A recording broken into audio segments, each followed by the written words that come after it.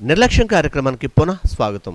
నగరంలోని లేదైనా ఎక్కడైనా సరే ఏవైనా సమస్యలుంటే ఆ సమస్యలను అధికారుల లేదా ప్రజాప్రతినిధుల దృష్టికి తీసుకెళ్లడమే ప్రధాన అంశంగా మా ఈ నిర్లక్ష్యం కార్యక్రమం కొనసాగుతుంది. ఈ రోజు అంశం ఎవరైతే మాకేంటి, మా నిర్లక్ష్యం మాదే అంటున్న నగరపాలక సంస్థ అధికారులు. ఇక విషయానికి వస్తే ఇప్పుడు మీరు చూస్తున్న గొయ్యి ఏదైతే ఉందో ఇది రాష్ట్ర మంత్రివర్యులు కందుల దుర్గేష్ గారి ఇంటికి అతి సమీపంలో ఉంది. ఇదే రూట్ లో మంత్రి గారు ఉదయం సాయంత్రం డైలీ తిరుగుతూనే ఉంటారు. వాళ్ళ ఇంటికి వివిధ శాఖలకు చెందిన అధికారులు అందరూ వస్తూనే ఉంటారు. ఈ గొయ్యి మాత్రం ఎవరు పట్టించుకోరు. ఎందుకు పట్టించుకోరో వాళ్ళకే అర్థం కాదు. ఇక ఒక మంత్రి గారి ఇంటి దగ్గర ఉన్న గొయ్యి పూడ్చడానికి వీళ్ళకి అవకాశం లేదా, లేకపోతే మాకేంటి అని వదిలేశారా అనేది $1,000,000 ప్రశ్నగా మిగిలిపోతుంది. ఇక మిగిలిన నగరం గురించి పెద్దగా చెప్పుకోవాల్సిన అవసరం ఉండదంటున్నారు ప్రజలు. దీనిపై ఆ గోతులో పడిపోబోయిన వ్యక్తి ఏమంటున్నారో ఆయన మాటల్లోనే వినండి. సార్, ఇది జేఎన్ రోడ్ లో ఉన్నటువంటి ఒక విషయాన్ని గురించి మన పబ్లిక్ అందరికి తెలియజేయాలనే ఉద్దేశంతో చెప్తున్నాను.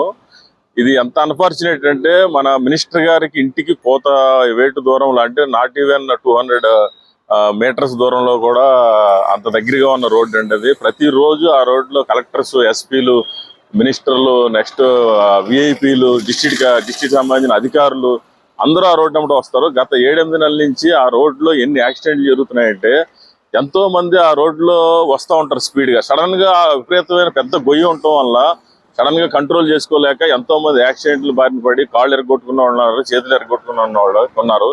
ఎంత అన్ఫార్చునేట్ అంటే ఏ అధికారి కానీ, ఏ డిపార్ట్మెంట్ హెడ్ కానీ ఎవ్వరూ కూడా దాన్ని పట్టించుకోవట్లేదని చాలా దౌర్భాగ్య పరిస్థితి. ఈ విధంగా మినిస్టర్ గారి ఇంటికి ఒక 200 అడుగుల దూరంలో ఉన్నటువంటి గొయ్యినే కూడా పూడతలేని పరిస్థితుల్లో ఈ మున్సిపాలిటీ అధికారులు కానివ్వండి, ఆ డిపార్ట్మెంట్ అధికారులు కానీ ఉన్నారంటే చాలా బాధాకరంగా ఉంది.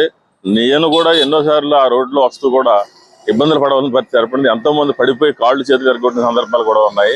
దీని మీద వెంటనే కూడా స్పందించి తగిన ఏర్పాట్లు చేసి వెంటనే దాన్ని కూడవలసిందిగా కోరుతారు. Thank you very much. దయచేసి గమనించండి, ఒక ముఖ్య మనవి. మేం ప్రసారం చేసే నిర్లక్ష్యం కార్యక్రమం ఏ ఒక్కరిని అవమానపరచాలని గాని, తక్కువ చేయాలని గాని మా ఉద్దేశం కాదు. కేవలం రాజమండ్రి నగరం బాగుండాలని మా ఈ నిర్లక్ష్యం కార్యక్రమం ముఖ్య ఉద్దేశం.